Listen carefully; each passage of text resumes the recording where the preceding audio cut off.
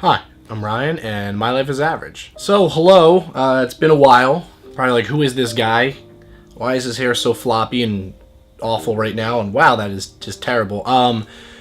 No, I'm not dead. I'm still alive. Some things have been going on in my life. I wanted to talk about it, give you guys a little story time. A lot of you probably like, I don't even know who this is. I never tapped the bell, so he doesn't exist because I only subscribed to him, and that's YouTube's way of eliminating the filth. But just gonna give you guys some insight on some crazy stuff that's happened. I feel confident in everything now to be able to talk about it and not be worried, and wanted to be honest and open and have a little story time with you guys, if that's okay with you.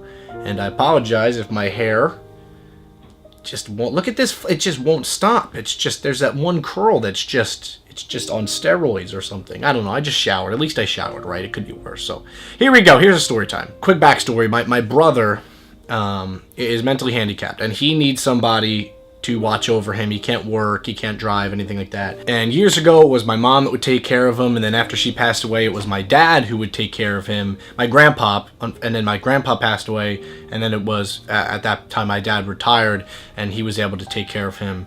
It's basically a full-time job. And so my brother, I live on my own now, and one of the reasons I haven't moved to LA or done that thing is because I wanted to be near my family in case something ever happened. Because it's a different situation, and I'll go into my brother on another topic if you guys want to hear more about that another time. But yeah, so about two and a half months ago, my brother came to me and just was saying that, my dad had been like up more in the middle of the night and sleeping downstairs on the couch, not in his bed, and that he had been not really, like, he wasn't feeling well. So I kind of went over one day. I try to go over a couple times a week, and I just said, hey, what's up? I heard that you weren't feeling well. And he said, yeah, I've just had this cold, this chest cold, so it's been hard to breathe. And I said, well, how long have you had it? And he said, like, about 3 weeks. And my dad's getting up there. He's going to be 70, so he's not a young spring chicken. And my dad hadn't been to the doctor in legit probably almost 15 years. And I kind of was like, okay, well, let's see how it goes. If you're not sleeping, though, that's bad at your age, and that worries me. So then we had a party for my one of my little cousins, not lizard cousins. That'd be awesome if I had a lizard cousin, but unfortunately I don't. And my dad goes to everything. Family's very important to him, and he didn't go. And I was like, that was weird. He said, hey, could you pick up your brother? I'm just not feeling well. And then I talked to my aunt about it, who is an angel. She's a sweetheart, and she's been through a lot of stuff in her life as well, which I'll get into as well. It's just a whole big thing. And she basically was very concerned with me, and she was like, look, we need to have some sort of intervention here because your dad is very stubborn. My dad is a veteran. He's a military guy, and not the type of guy that really likes to ask for things or goes to people, just would rather just deal with it on his own. And I basically just thought that he might have had some sort of maybe pneumonia, walking pneumonia, which could kill you at that age. That's actually what killed my mom, is the cancer spread, and then the pneumonia with her blood cells being so weak actually ended up killing her.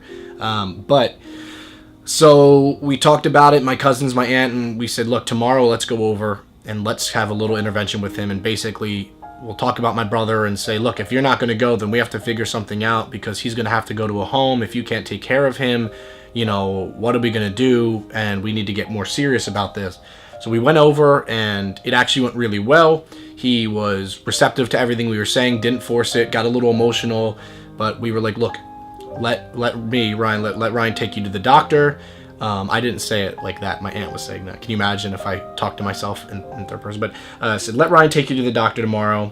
There's urgent cares nearby. I know you don't have a doctor, but we'll take you to one, and we'll just get you checked up. If everything is okay, then fine. We'll get off your case a bit, and we'll go from there. So we said okay, and I was super happy about that, because I was afraid that he was going to be stubborn about it, but he wasn't. He's been stubborn in the past. He's had issues in the past, and he wouldn't go. But this time, I think he finally got it, and we Shark Tanked it. We had like a whole presentation ready to go. So the next day, And it was just one of those weird things where I just had this weird feeling that something wasn't going well. And like, we could have taken him to the doctor a week later, but we kept saying, like, we're going to go tomorrow. My dad said, how about Friday? It was Monday. And we're like, no, we're going to go tomorrow. I just had this weird, I don't know what it was. You know, sometimes you just get those thoughts, those inclinations in your mind that are like, you should probably do this. So take him to the doctor, and as he's in the car, I mean, he's just like, you know, we're just sitting in the car, nothing. You know, he walked down probably 5 steps, and he was just like breathing really heavy. And I said, have you been breathing like that for a while? And he said, yeah, it's just this chest cold. And I said, Dad, I'll be honest, I don't think that's a chest cold. I mean, you're really breathing bad, and we're just sitting. And I know you're getting older, you've never really smoked. I was like, I don't know, you know. And I just remember thinking, like, God, what the heck? This is bad, you know. This is whatever. So we go to the urgent care, which is like basically if you don't have a primary care doctor, you can go to you've seen them. They're like little urgent cares. They have the little plus symbol that's red, and you know, we took him there, and we take him into the, you know, the nurse sees him, and I guess it's the EKG where they're basically just getting his breath, like his heart rate, and it was like 160, and she was like, okay, here, I'm gonna give you 10 minutes, really just calm down. I know you're nervous. You haven't been to the doctor in a while. I could tell that you're really nervous. Give yourself 10 minutes. Really take it easy. Just relax, and we'll do it again. So she comes back in, and he's more calm. She's like, are you feeling better? So yeah, I'm calm now. She takes it's like 165. She was like, okay. And then she brings me aside and says, listen, this is very, very, very, very high. I'm going to bring the doctor in immediately. He has a couple more people ahead of him, but I'm going to bring him in immediately. So I'm like, okay. So the doctor comes in, takes the EKG, does a couple things, and then he takes me out of the room, and he's like, I think that your dad's having a heart attack, like now, or he will in the next, like, couple minutes. So we need to get him to the hospital absolutely as right as possible. We're already calling an ambulance. And that, I was just like, whoa, did not expect that. Holy crap. So, you know, I'm trying my best to remain calm. He comes in the room, tells my dad that. My dad starts like freaking out, like, what do you mean? Then he starts getting real emotional, you know, and within 10 minutes, I mean, they have him in a stretcher. And this was really hard for me to process because, you know, my dad's a creature of habit. We didn't plan for any of this. That, you know, he lives at a big house, not a big house, but a house with my brother. And then I'm thinking, oh God, what do I say to my brother? What do we do? I start freaking out, but I really try to compose myself. And they take him to the hospital. My buddy Pete was nice enough to come with me because I was by myself. I didn't really know what I was doing. And the doctor basically, you know, brought me over and said, listen, you know, your dad's heart rate is so fast at this point that he's either had a heart attack or is in the process of having a heart attack right now. And he needs to go to the hospital immediately, because I said, could I drive him? They said no. And they said, like, we need to get this done right now. And it was terrifying, you know, because just having one parent, I'm always afraid that, like, I'm going to just be, like, by myself and all this stuff. So, you know, we get to the hospital, and after, you know, they kind of sedated him a little bit and made him more relaxed, calmed his heart rate down with some things. And I spoke to the doctor that night, and he said, listen, you know, your dad suffered a heart attack. He's going to need a triple bypass, which is an open heart surgery, you know, and they're going to me to try to get me to clear all this. And I'm like, oh my gosh, I don't know what any of this means. And luckily I had some family that, you know, were better with this, and, you know, made more decisions and made the decision of what hospital to go to. But he basically said, look, I'm not trying to scare you about it, but if you didn't take him to the doctor when you did, he would have probably died. He would have had a massive heart attack, and it wouldn't have, with his age, it would not have been enough time.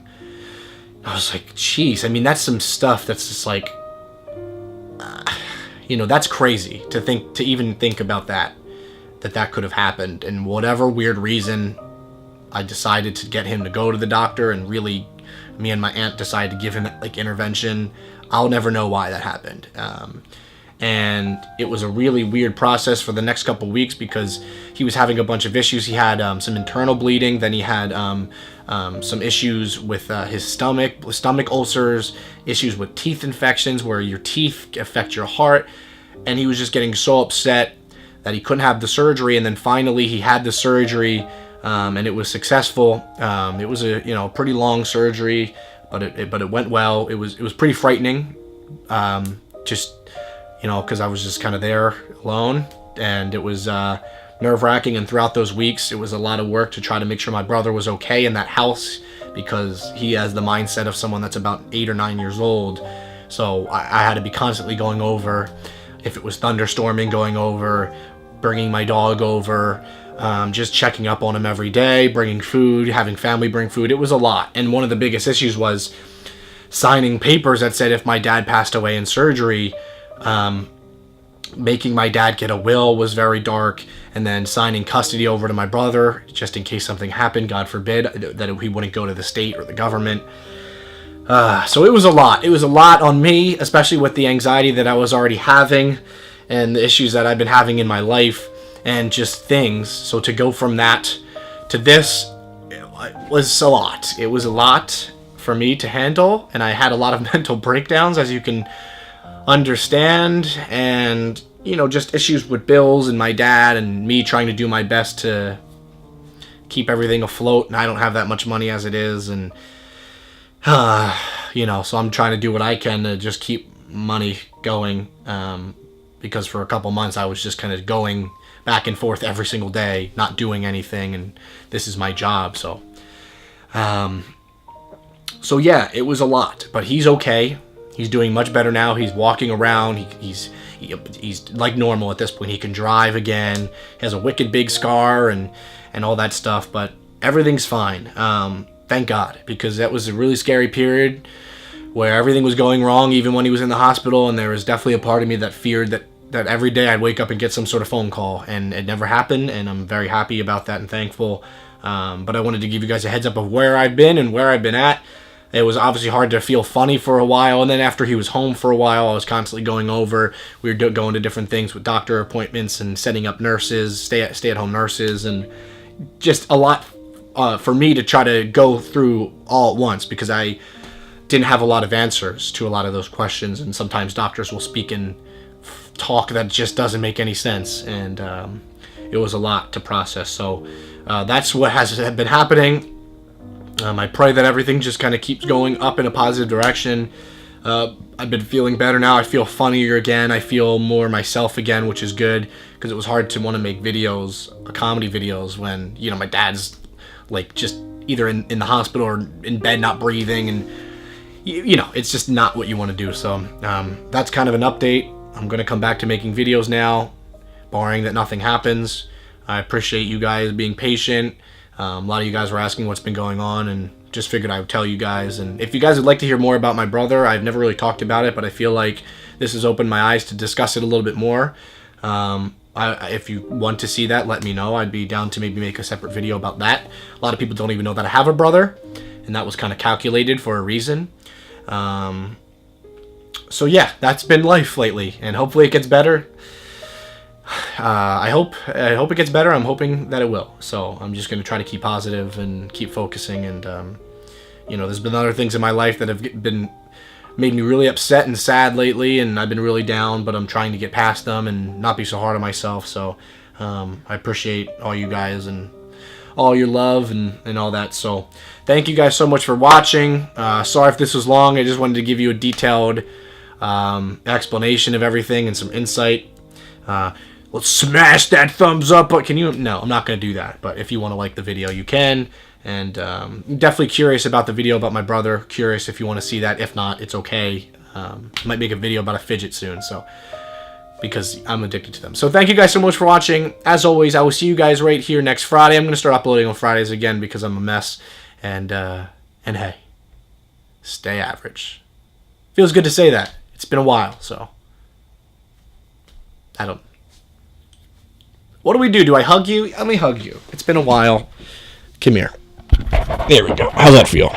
You look good. You look tan. You look tan. You look strong. You been working out? You been eating good? Good. Cutting out the sugar? Well, good, because it's working.